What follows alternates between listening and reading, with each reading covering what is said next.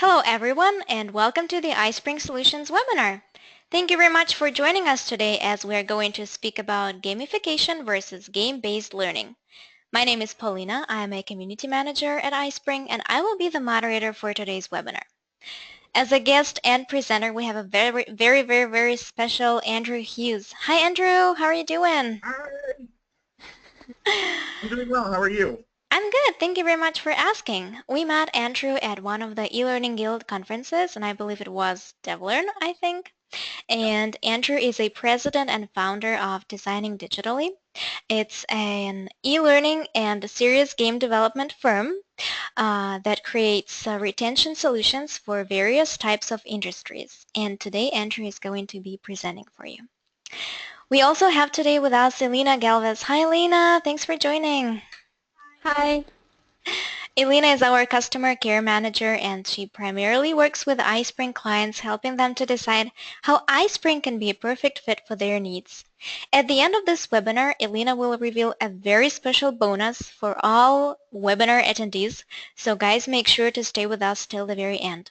And also, we would love to hear from you, so you can submit your questions, comments, or concerns in the question box on the right side of your GoToWebinar panel. And don't forget to ask Andrew any questions that you want. We're going to hold Q&A session at the end of this webinar as well. And at this point, I'm ready to pass over the mic to Andrew. So Andrew, you're more than welcome to begin. Fantastic. Well, hello, everyone. Thank you for joining us today. And if I can go ahead and be able to share my desktop here. Paulina, can you give me... Sure. One moment. Access? Yay! Okay. Awesome. So can everyone see my screen? Yes. Mm-hmm. Woo-hoo. Well, thank you, everyone. My name is Andrew Hughes. I'm the president of Designing Digitally, and today we're going to be talking about the difference between gamification and game-based learning. I think this picture here sums it up quite well. If you remember anything from the 1990s, there was this TV show in the United States called Mad TV, and they had the Spy versus Spy. And basically, these two spies were identical, but were against each other, but had so many similarities that they continuously never could catch each other. And I find that with gamification and game-based learning, they are so very similar, but they are so very different that this representation is probably the best way to get an understanding of the two. And what we're going to do today is we're really going to show the contrasts and the differences between these. But first and foremost, Paulina did explain who I am. I'm Andrew Hughes. I'm the president of Designing Digitally. I'm also a professor at the University of Cincinnati and at the Art Institutes, and I also do curriculum evaluations for a United States curriculum evaluation agency for colleges. Now, Designing Digitally, as Paulina explained, we do development of gamified learning experiences and custom serious games for large-scale clients, such as Time Warner Cable, Procter & Gamble, General Electric, Toyota, Google, Samsung, Hewlett-Packard, so on and so forth. And each one of these that you're looking at are really, quite honestly, running both gamified learning experiences and serious games. And we're going to talk about that today because one of the things that I want to bring up is that even utilizing something like iSpring, you can actually develop out gamified learning experiences using that software without having to get into a complex build of a serious game inside of a gaming engine. A little bit more about what we've done. We've won many awards for our developments of serious game and gamified learning experiences, and it's all about that approach in which we're going to talk about today. But the first thing that we need to do is we really need to drill down and figure out what are games. Well, games are actually a challenge or a scenario. They provide you that challenge and they force you to learn new skills to improve your abilities, okay? So for instance, when you first played baseball, and you went up there as a little kid and they put the ball on the tee and you try to hit it, you missed the first time or you hit the tee. Over time of repetition and learning the skills on how to become a better baseball player, you in essence were able to hit it off the tee and eventually get rid of the tee completely. And we're going to talk about how that actually happens and what takes place for you to be able to learn those skills. So the first thing that I want to let you know is, and this is what a lot of people quite often talk to me about when they first want to talk about gamification or they want to talk about serious games. They want to say, hey, we want to make a game like Candy Crush, and we want it to be this really cool Candy Crush theme. And all of a sudden, the first thing I tell them is, whoa, whoa, whoa, whoa, whoa, stop for a second. The first thing we need to understand is what actual behaviors do we need to change. Because if somebody talks to you about the theme, tell them to pause, stop right there. And the reason why is this. If you've ever been to a casino, there are slot machines everywhere. The slot machines, as far as the neurological responses on your brain, are exactly the same no matter what slot machine you sit down at. So, if there is a really shiny, fancy slot machine for Alice in Wonderland, and you sit down and play that, it's the same neurological responses in your brain as it was for the old-time 3777 slot machines you see here on the screen. What does that mean? That means that the theme is just a lure. The theme inside of this, or the overarching storyline and goal, is just a lure to get people to start playing it. What is the most important with gamification and serious games is the actual mechanics that make up that piece. So if somebody starts talking to you about, we want to make this game and I want to theme it like this and I want it to be about this, stop them right there, because the theme doesn't necessarily matter. And we'll talk a little bit more about that in just a second. So I think this is a great example. I don't know if any of you have had an opportunity to play Farmville or check out Farmville, but Farmville basically is a time-based medium game that allows you to do back-breaking work that was taking place in the 1900s. Now, 10 years ago, if you would have walked into a video game company and told them, let's make a game where we do all this back-breaking work that we did in the 1900s, but we're going to make it into a video game, you would have been laughed out of here, out of the entire room. But now what you're finding is that people are actually interested in playing these games. Not necessarily because we're doing back-breaking farming, but because what we're doing is gathering and allowing time-based medium games become of interest to us as a society.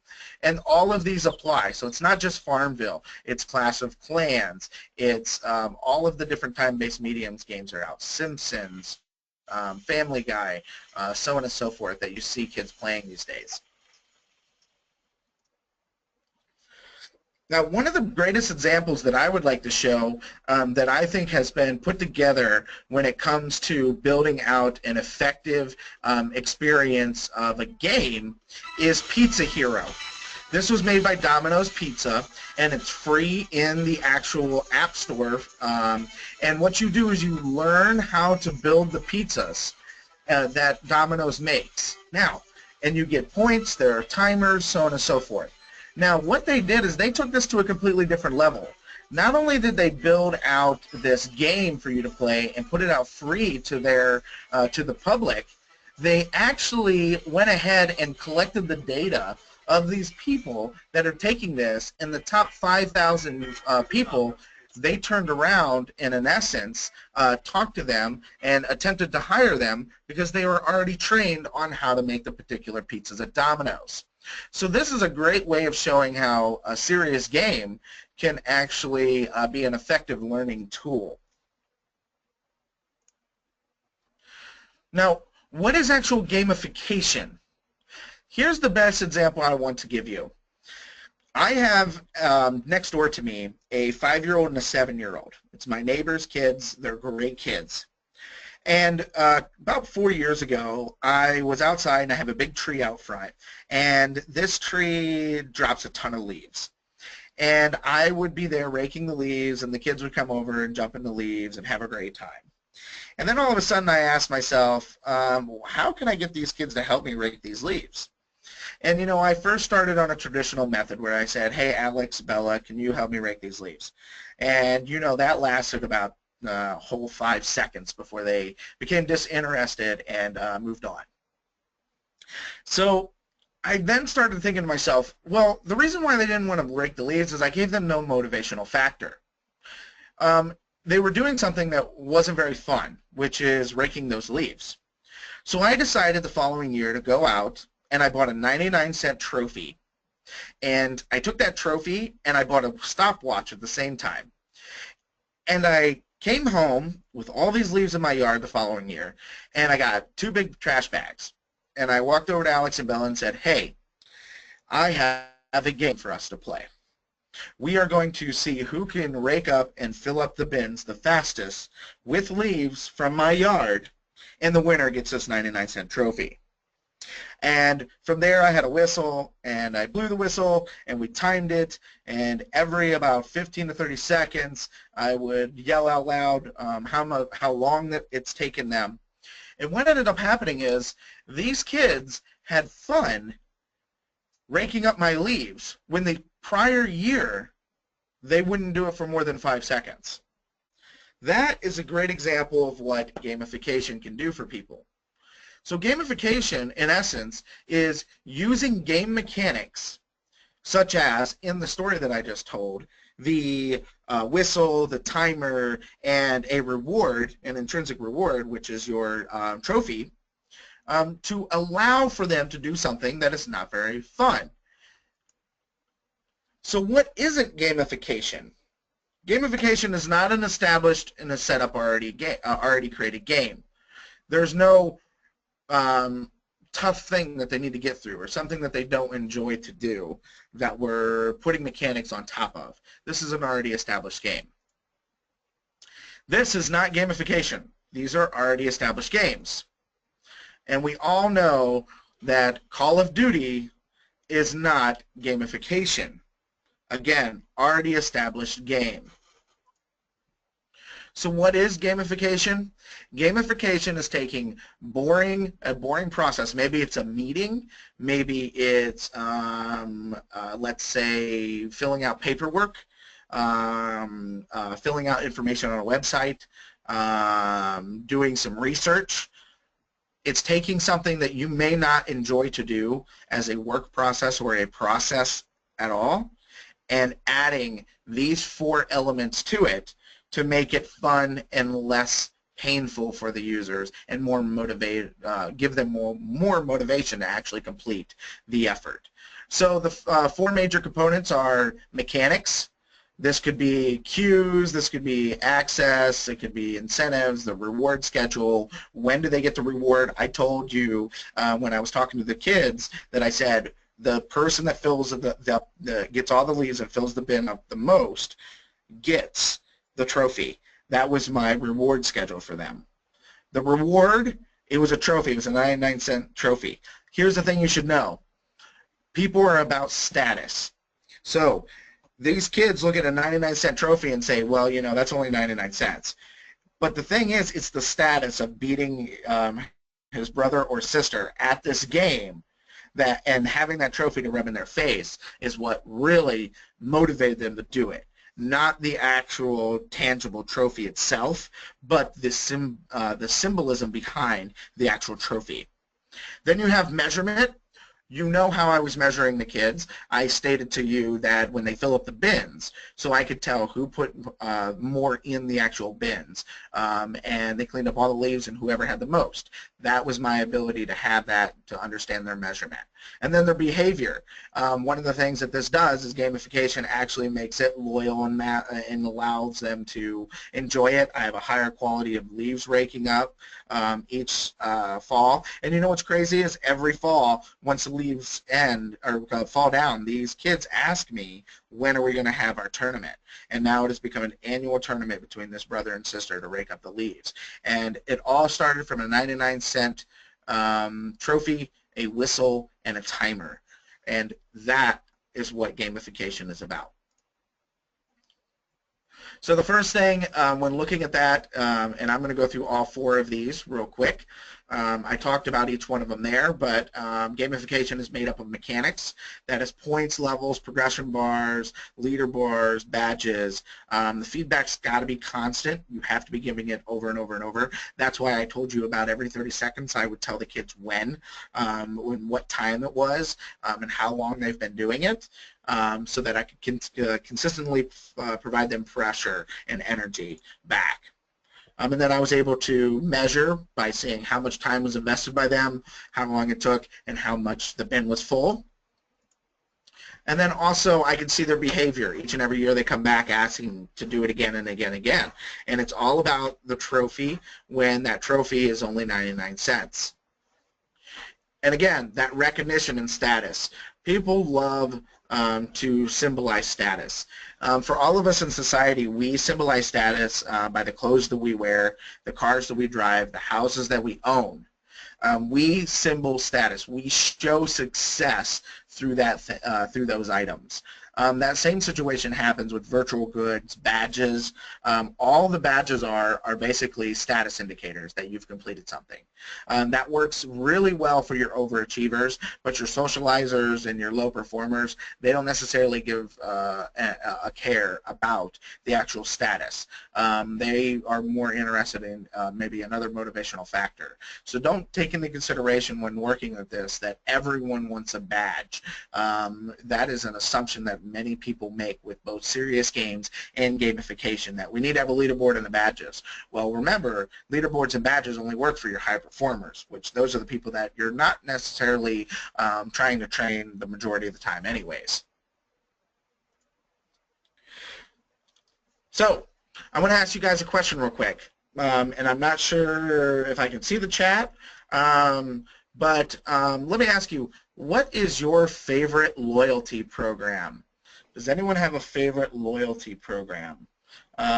Here in Ohio, in the United States, we have Walmart, and we have a grocery store called Kroger, and Kroger has a loyalty program that tracks everything that we have purchased and then gives us receipts and coupons for related items. And I didn't know if anyone else is in any type of loyalty program, and if you don't think you're in a loyalty program, well, you probably are.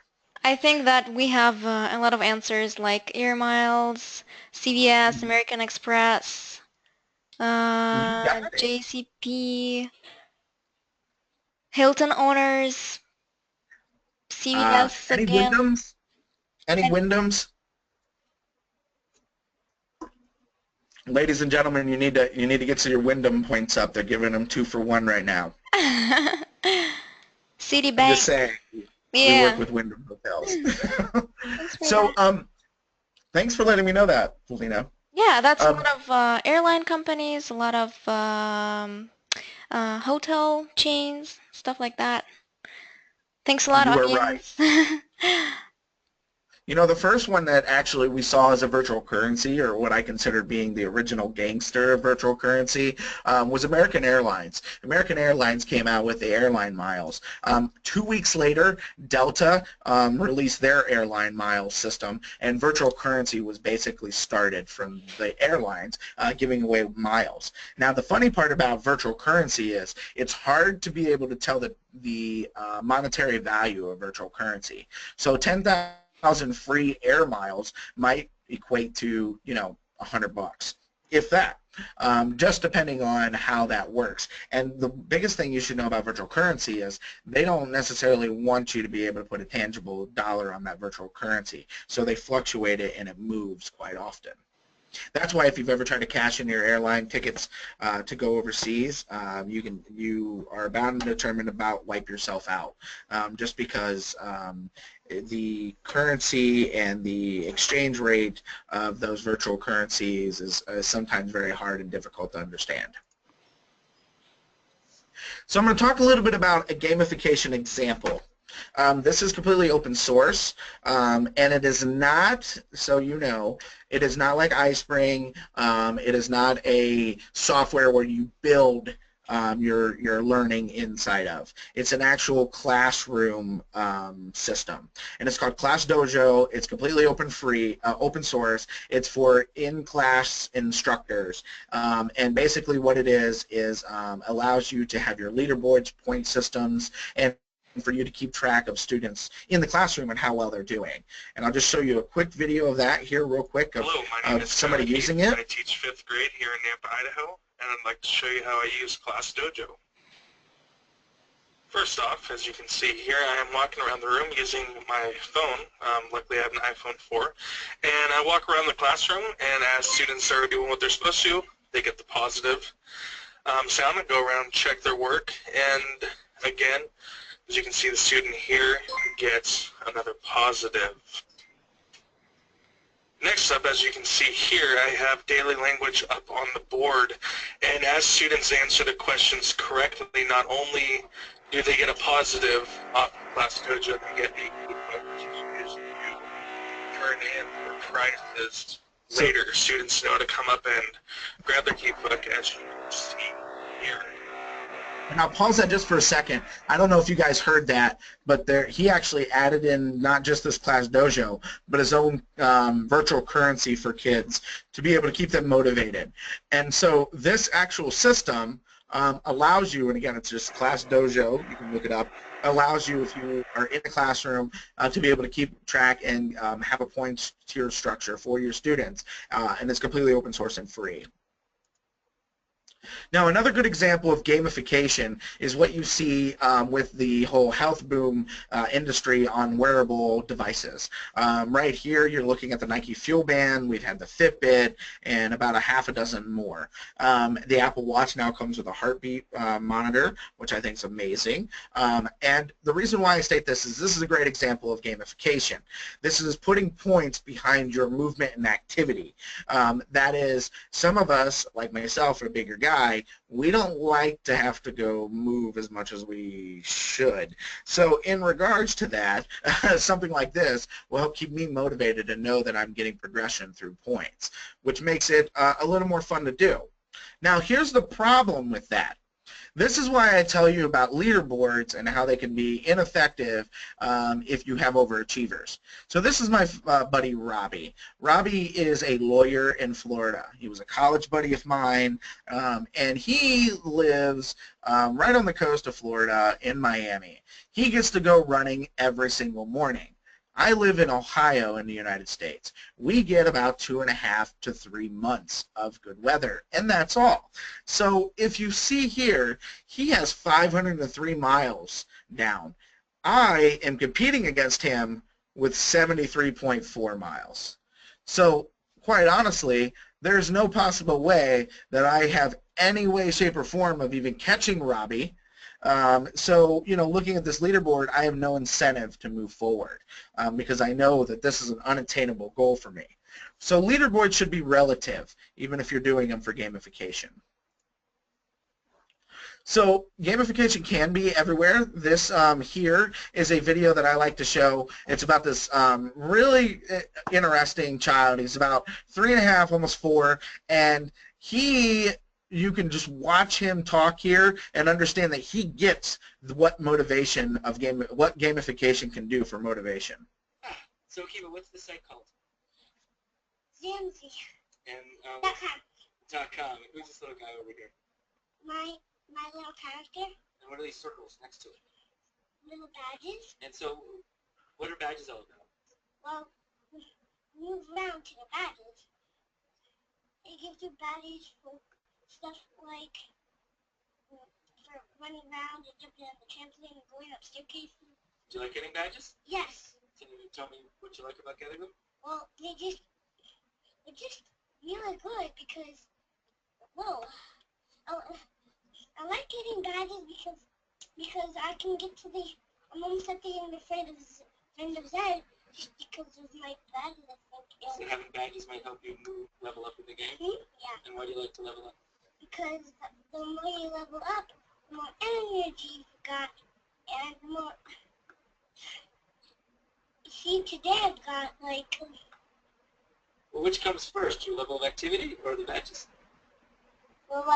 activity, but you have to start with a badge. So I know it's might be hard to decipher, but here's what's happening in this child's head.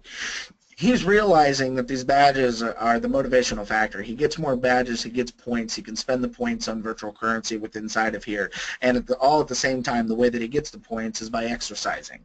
So taking something that we have a terrible, terrible childhood obesity problem here in the United States, and what this ZAMZ system is doing is allowing these kids to be able to track their progression to ensure that they're staying healthy and active. This is a great example of gamification for children. Now, let's talk a little bit about game-based learning. What game-based learning is doing competitive exercises against somebody or within a systematic structure that's already been established to motivate them to learn better, to get better with inside of the game. So, for instance, and this is what I love to tell people, you know, games often have a fantasy element, but here's what I can tell you. Game-based learning, a great example of this is, and I have yet to lose this bet, and there's a lot of people on this desktop share, so hopefully I still don't lose this bet. For the PlayStation, there is, in PlayStation Xbox, there's a video game, Call of Duty. If you ask a son or daughter that plays Call of Duty, what is the best sniper rifle to be used in an urban combat setting? Your son or daughter will be able to answer that question within about 10 to 15 seconds. And here's why. Because game-based learning has taken place. Your son or daughter started playing Call of Duty. When they were playing Call of Duty, they were getting shot by snipers. They realized by playing that game and by exercising and repeating and continuing to play that game that they, in essence, got better and more skilled at that game. They are learning how to survive in that game. So therefore, if you ask your son and daughter that question, they've learned that information to be able to survive with inside of that game experience. That is what game-based learning is. It is not what gamification is. Gamification is taking something very boring and adding game elements to it to make it a little less boring. Game-based learning is actually learning and improving a skill to survive with inside of a game.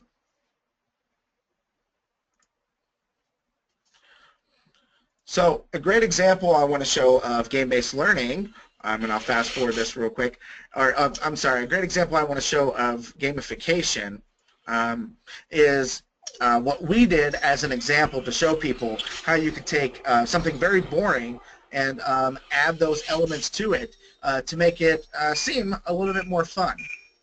We've all had to wake up in the morning and go to work. It's exhausting. Sometimes we just don't want to do it. So what we did here is shown you what you can do from a mechanic standpoint to make something like you know, just getting ready for work more engaging and more fun.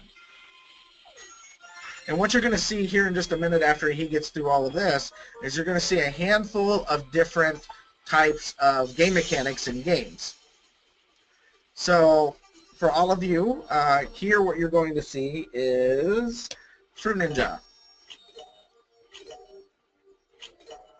So again, he's doing something that you would normally do in life. Just get ready in the morning. And we have put mechanics around that and overlaid this to give you an understanding and a better stature of what gamification actually is. Again, this is what gamification is.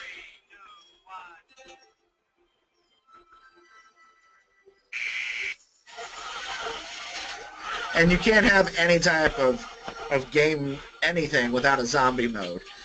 So we added a little zombie mode in here for you. This is very smart. Thank you.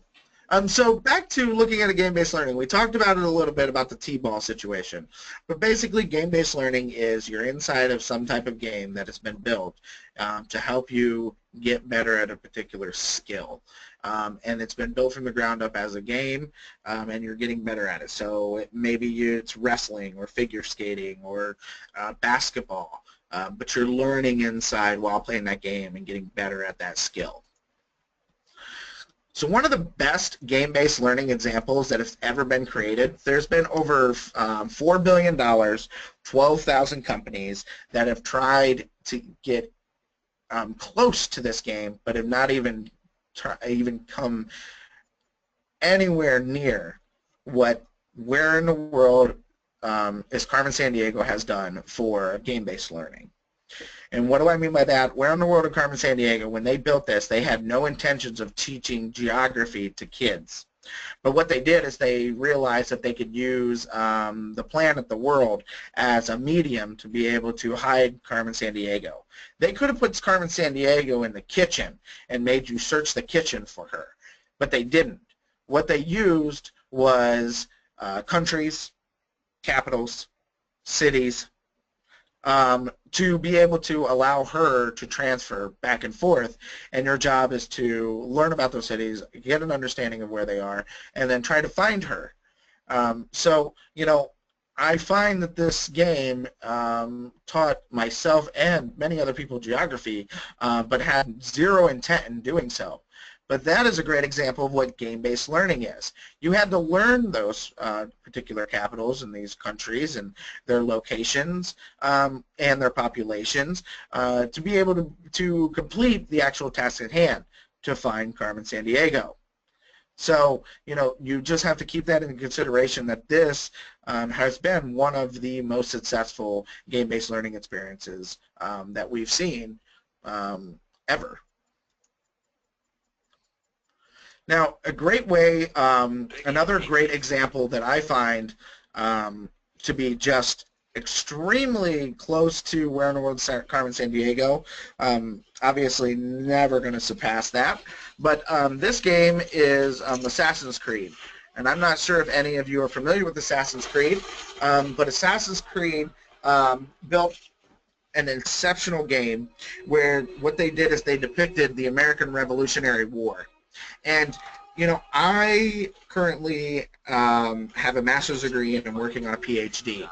And I can tell you that I learned more by playing this video game about the American Revolutionary War than I ever did in any of my studies at any level of my education.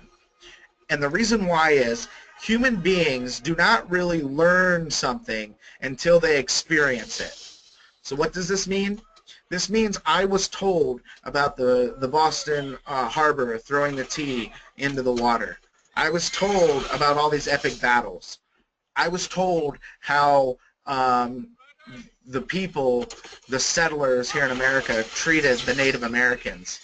And I was told all of this information, but I didn't get to experience it until I played this game. And once I played this game, I had a newfound understanding for the history of establishing America, and also of what we did to Native Americans, which is absolutely just devastating to me. So if you get a chance, play that game, because it's a quite interesting and fun experience. One great example that we did when it comes to game-based learning is we developed out a browser-based environment for the United States Air Force Academy, and this game allowed them to virtually experience the Air Force Academy and all of the features and the benefits that came with it. And this system was actually built in a large-scale gaming engine, was browser-based, and was multiplayer, that allowed you to virtually interact with the missions rep, and also play kick field goals at the stadium, play soccer, which may be football to you, and actually explore the actual campus, while at the same time being able to interact and talk to admissions reps if you were interested in actually attending the university. This is a great example of game-based learning, where you're learning while playing. So things that we see happening in the industry, we're seeing a lot more device usage for game-based learning. Things like the Leap Motion, the Microsoft Kinect 2, the Oculus Rift, Google Glasses. We obviously know about the Hive and a handful of other virtual environment pieces that are now going to be brought into the corporate world. I do think we're still a couple years off before that absolutely hits the larger organizations, but we do see quite a few organizations starting to look at these as options.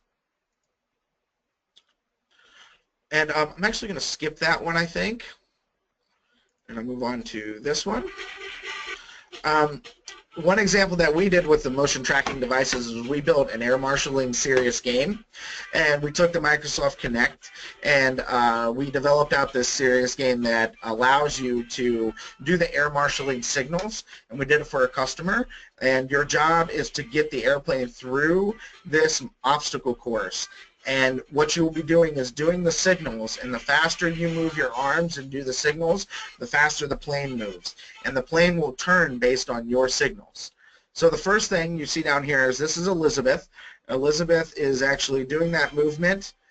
This is what the camera sees. So this is her. And then this is what she's supposed to be doing. Once she does it 3 times and it recognizes the gesture, it will then say correct, and she can then move on to the next position.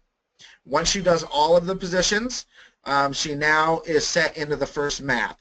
And her job here is to steer this plane, and this plane will turn based on the signals that she makes.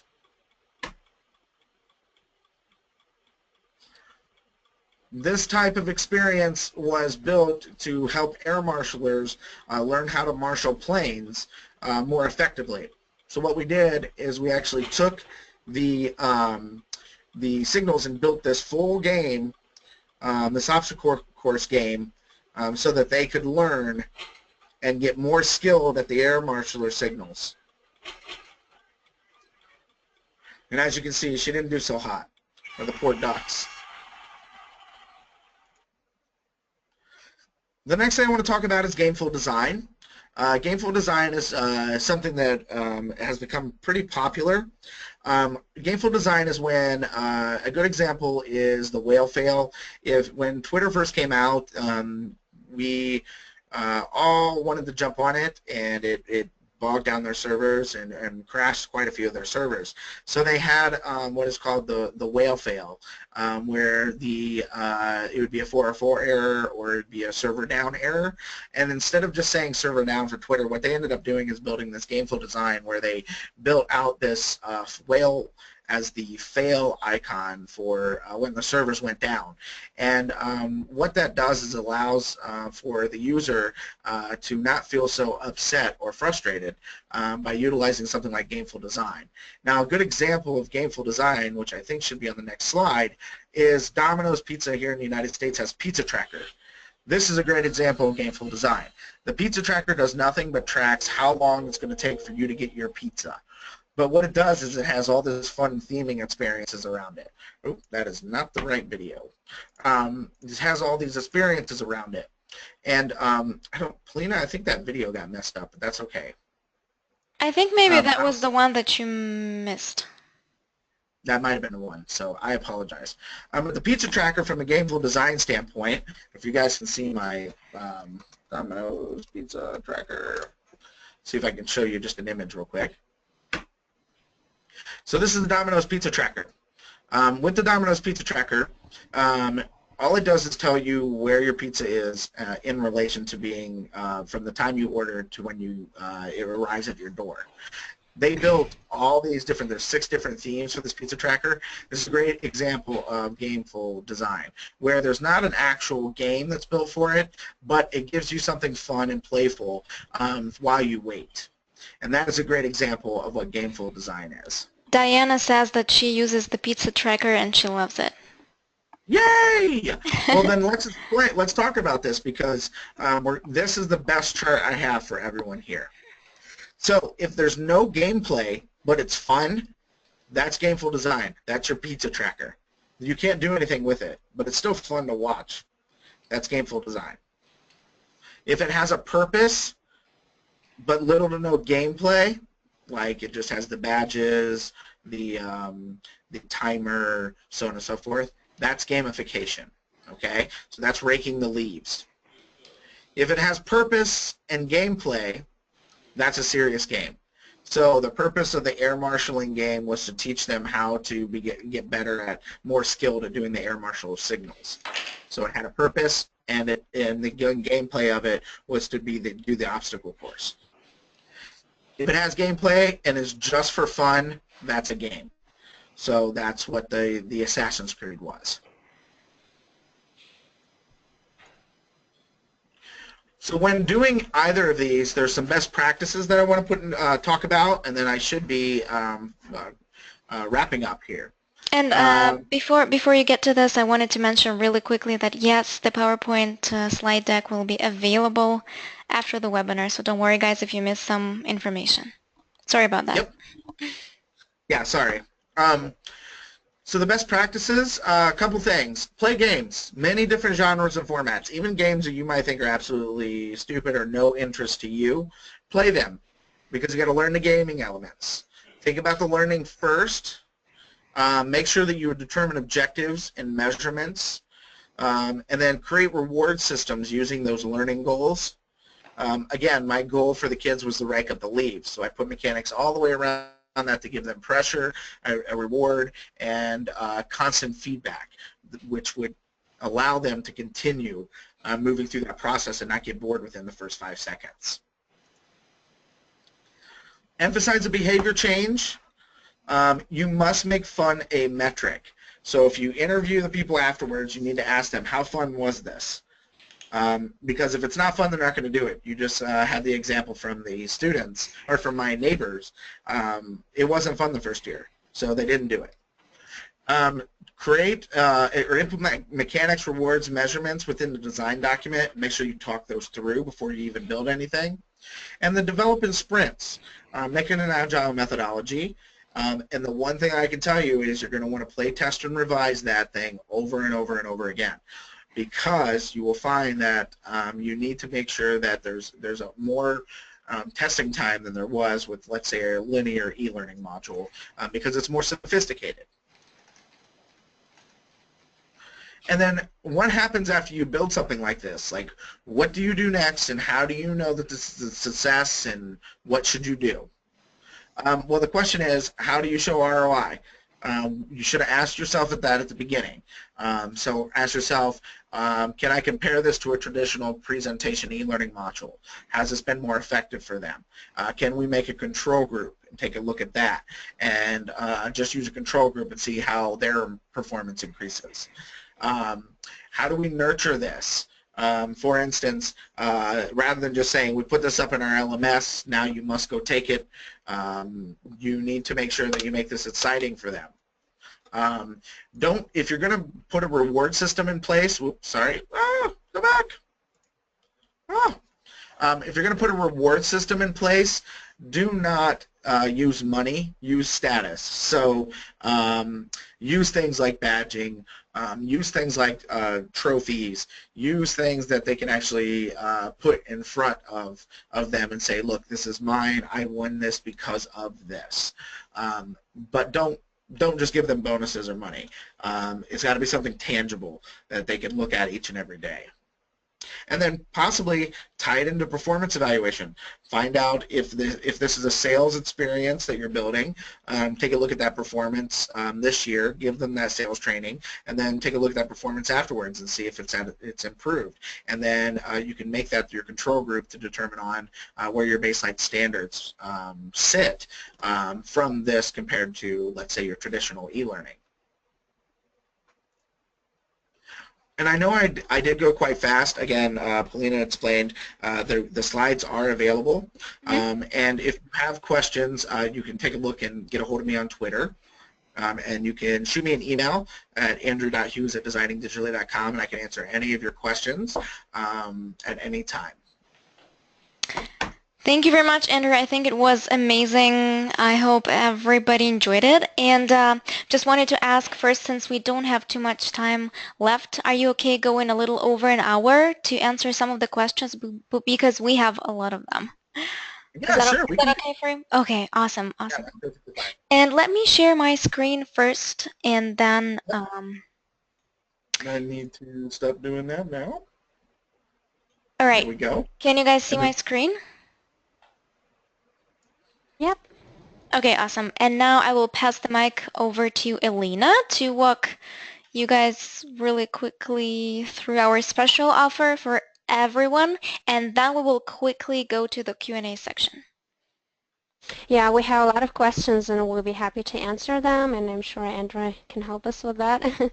And so for all webinar attendees, we have this special bonus. So if you are interested in our products or services, we are offering a 20% discount.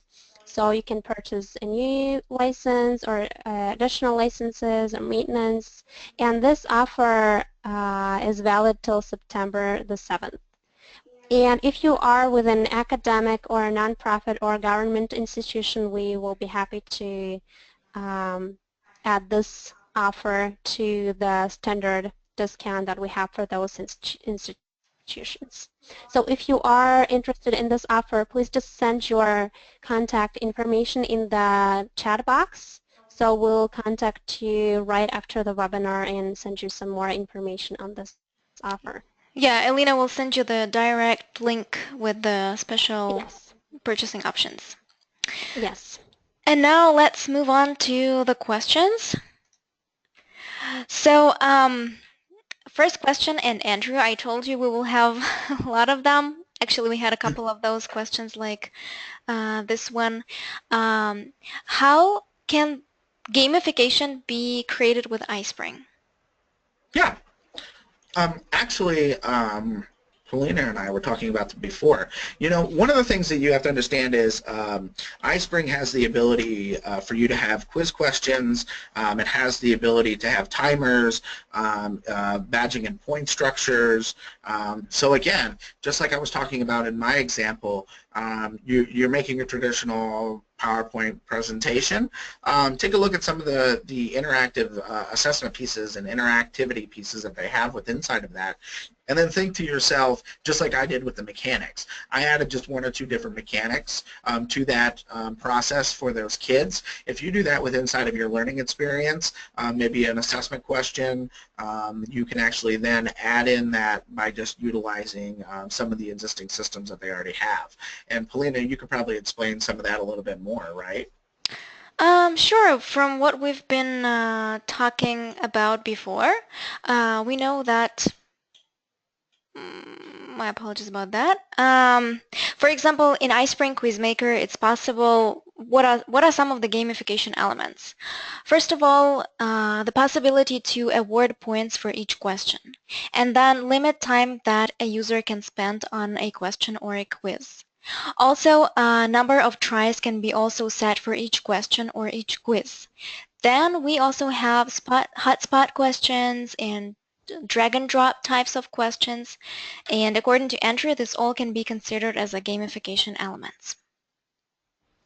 Yeah, that's correct, and it comes down to the creativity. The tools are there. Absolutely, absolutely. A few of those and mash them together to make something that is fun and engaging.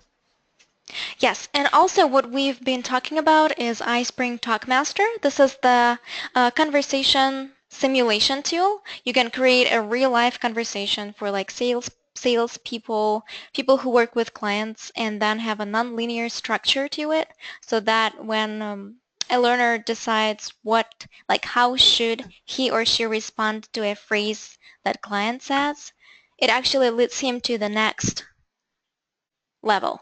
And you also get the mood change for the client, so you can understand the reaction. Yeah, and I was checking that out earlier today. It's actually really cool, so you guys should really check that out. How about I pass the presenter rights to you again, Andrew, and you could have the slide with your contact information up. Oh yeah, sure. 1 second. Awesome. And moving on to the next question, would you please define time-based game? Oh, time-based medium. Yeah, okay, so for a time-based medium, something like Clash of Clans, Farmville. Basically, the way that it works is this. You do a specific amount of actions or a set amount of actions, and then you have to wait 15 minutes, 20 minutes, a day, 2 days, so on and so forth. And things like Farmville, that's exactly how they're set up. They're set up because us human beings are very impatient people. So they realize that you can plant your beans in Farmville and you can wait 5 days, or you can pay 25 cents and have them automatically grow and sprout right now. And so those time-based medium is what I like to call them, or the Clash of Clan types of games, or the Farmville types of games. Basically what they do is they are they're triggering our impatientness, and they're allowing us to have fun, but they're really set up to get us to purchase and really tie into that impatientness that human beings have. Awesome. Thank you very much. And before we move on to the next question, I think I have a wonderful idea. If Andrew, you are okay with that, we can work on a blog post for the next week that will have the webinar recording and also the slide deck in it. And also we can include some information about how iSpring can have gamification elements. Yeah, that sounds great. Awesome. Okay, next question from Robert. Do you have a list of things that work for different people, especially if a leaderboard doesn't always work for mid-level people? Yeah, that's a good question. Okay, so here's what I would do. Rather than just saying, oh, well, all socializers like this, or all underperformers like this, what you really have to do is figure out what the motivational factors of that particular group is. So for instance, human resources, the division of human resources within inside of your organization, they might not have the same motivational factors as your salespeople. You know, they're not working off of commission, and so you have to start to talk to them and figure out, okay, human resource division, what motivates you? Why does this motivate you? What would make you happier? How could we make that happen? And from there, you can actually determine on what those motivational factors are, and then utilize those motivational factors. For instance, one of the things that we did with the company is, rather than give bonuses to the salespeople, what we did is the company was a very large company here in the United States, and they had sponsorships with athletes. And so what we ended up doing is, since they already had the athletes on retainer, we ended up having the athlete come in one day and doing a lunch with the high performers, or not the high performers, the ones that were on the top of the leaderboard. Now, here's the thing you should know about that. Before this, we had a certain demographic that was always at the top of the leaderboard. As soon as we introduced this whole, you can have lunch with the celebrity that we knew was highly respected by the demographic that we were trying to target, all of a sudden the entire leaderboard flipped. And nobody that was on the top 20 the week before were even on the top 20 after that. Wow. Why? Because we found that motivational factor. So leaderboards can work, but you got to have the motivational factor behind it. Thank you. And a question from Christine. What kind of game elements would be easiest to implement for instructional designers who don't have the time or skills to learn more complex game development? Yeah. Yeah, well, you know, Polina and I were talking about that with some of the iSpring elements. You know, things like adding in a timer to some of your questions. Adding in things like a mood or an indicator, status indicator of some sort. Adding in maybe just a really quick mini game rather than just a drag and drop matching piece of it. And just being a little bit more creative with your interactive assessments. I think that's one of the biggest things from the instructional design side. Like this is the best thing to say. Instructional designers, I love you guys. Like I'm on your team. What we need to do is we need to be more creative when we make our assessments. Like we've all done multiple choice, drag and drop matching since we were kids with number 2 pencils in grade school. So from an instructional design standpoint, you can still do a matching, but make it a little bit more creative. Awesome, thanks. And a question from Susan. Do you think that gamification can be used to update or replace traditional assessments with higher education? I think it's going to because okay, I'm 35 years old. I am the last generation that understands what it's like to not have the internet, and so and what we're finding is these kids are picking up the iPad, at very young ages, and they're being bombarded by games, by Pokemon Go, and everything. And what you're finding is these motivational factors that get these kids to play these games are going to bleed into the corporate world.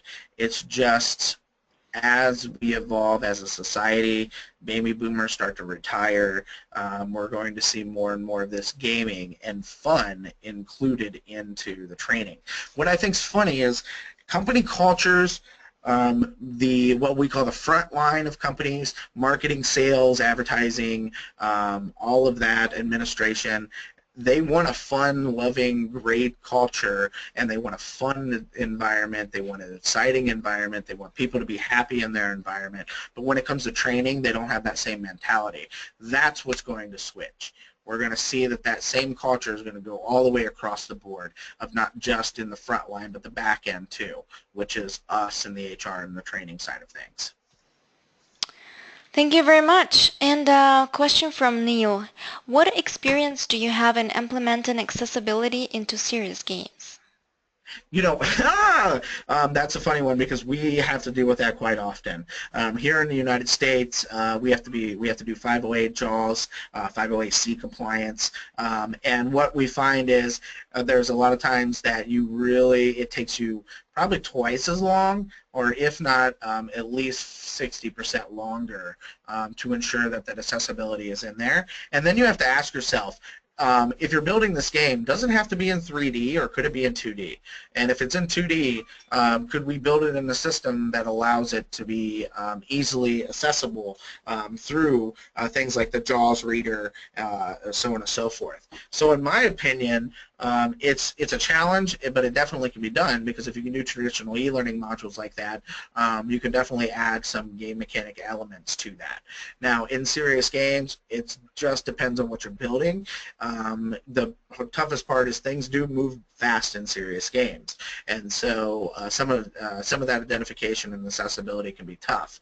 Now, if you're not talking about that and you're talking about accessibility from a user standpoint, getting access to the systems, well, what we have found is we always do an analysis up front to figure out what is going to be the best technology to actually utilize when developing out these learning experiences. And things like evaluating iSpring and Captivate and Storyline, and then gaming engines like Unity 3D and Unreal and Havoc and the Hero engine to see what's going to be the best option. And then don't overcomplicate it. You don't have to make this big, crazy game if you just need them to learn how to do arm movements. Mm-hmm. So try to keep it simple. Wonderful. And Andrew, a lot of people are asking, do you have any type of recommended books, YouTube videos, references for best gamification practices for people, for all iSpringers?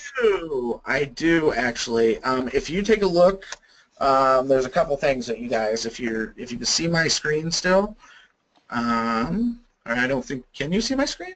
Yeah. Mm-hmm. Okay.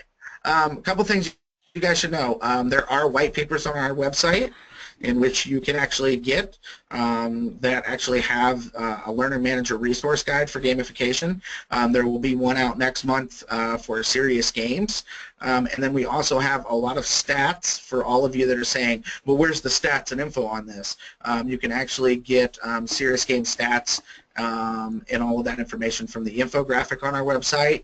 And then each and every week on our blog, we blog about the 4 major categories. So e-learning, mobile learning, serious games, and training simulations. So if you just come over here on our website to, let's say, serious games, you can view all that's been posted about that, and then just continue to go down and take a look. But we have a ton of content for you guys, and we're basically blogging about, why employee benefits, the types of video games that support learning programs, which somebody asked earlier.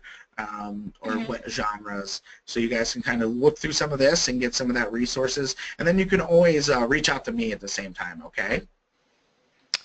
Yeah, Andrew, we will be definitely sharing your contact information with our users. And another interesting question from Neil. I'm involved in producing a serious games educational portal across Europe within STEM subjects, science, technology, engineering, and mathematics. This was Yep. very useful in defining gamification and game-based learning. Have you been involved in a project like this for educational institutions? And if so, what was the success of it?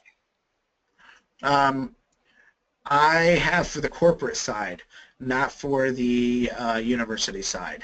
But here's what I can tell you. I have seen, and I have over probably, I'd say, when I finished my research, I think I found about 75 different examples of positive return on investments for utilizing gamification across portals. And if you see my screen right now, especially if you're in the K through 12 or you're in the university setting, take a look at open badges. You can actually integrate using the APIs into any type of login system that you utilize, and you can actually have your badging system through this, and it's completely open source. And so I'm not sure what tools you're using, but before you go purchasing a bunch of software, take a look at open badges. It might be a great example for you to add that badging and recognition. And then we also talked about Class Dojo, which does have that does have the actual tracking system, and is for the mobile, so on and so forth. And right now it's being used in two out of every 3 U.S. schools. Mm-hmm. And we also have a really interesting comment from Marcia. One critique of classroom gamification programs like Class Dojo and Classcraft is that due to eventual habituation to the rewards, the motivation levels of many students will actually decrease after an initial increase. And she's asking, what strategies could you recommend to combat this? You know, well, here's the thing. You consistently have to keep evolution, and you consistently have to keep it interesting. You consistently have to continue to add in additional rewards and motivational factors that are not just built on your existing system structure. So yes, you'll get that initial, hey, look at everybody, they're really interested in this. This is great. And everyone adapts it, and then your adaption rate drops off. Well, just like anything, it has to be continuously nurtured, or otherwise that adoption rate will just continue to drop off. It's called, in my view, it's called the field of dreams mentality. If you build it, they will come. They'll come at the beginning, and then it'll drop off, and they'll go somewhere else. So adding in different challenges, different rewards, and different mechanisms for those rewards as you go through, then you'll find yourself continuing to see constant evolution and also constant adaptation of that, of those reward mechanisms. Mm-hmm. But you're right. One of the things that she's going to find is that you're going to have your overachievers at the beginning be your top score people. Then after you root those out, and I hate to say that, but you're not root them out, but kind of push them aside and say, okay, yes, we know you're the top 10 leaderboard over here because you're the highest performer. But what about this group? Who's got the highest success percentage?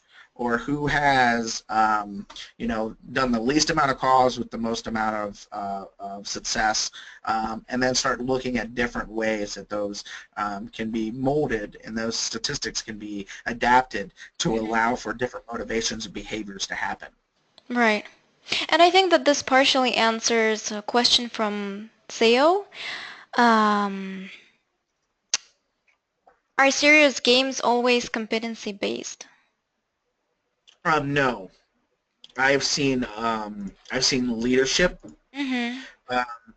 I've seen, no, I would say, and I can send a handful of different examples. I have seen everything from soft skills, hard skills, leadership, project management, ethics, and everything in between. So it's not just, you know, a process or a competency-based side of it, but more of how creative can you be with the actual approach, and what behavior do you want to change, and then you build it upon whatever that behavior you want to see. Yeah, thank you very much, Andrew. And since everybody is asking how iSpring can also be used in order to have gamification elements in the courses, I am sure that we will be working on the blog post to give you guys hints on how you can use those features in order to implement gamification elements, and hopefully Andrew will be able to help me to do that. I can do that. And awesome. And I think that right now we're ready to wrap up. And also I wanted to let you guys know that the blog post about this topic should be available sometime next week, and in order to definitely receive it, you're welcome to subscribe to our newsletters in the blog on the right side of it.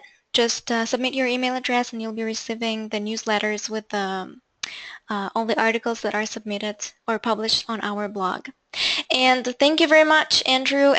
Seems like everybody liked the webinar, and I'm sure, and I also hope that now you guys have a better understanding of how gamification is compared to game-based learning, how they are different, and how all of you can use elements of both strategies.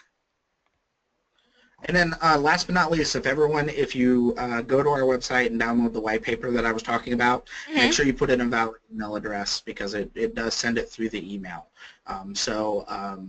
Just make sure you put a valid email address in, and if anybody has any questions, feel free to reach out. Yeah, so people are saying thank you, awesome information. Thank you, Andrew.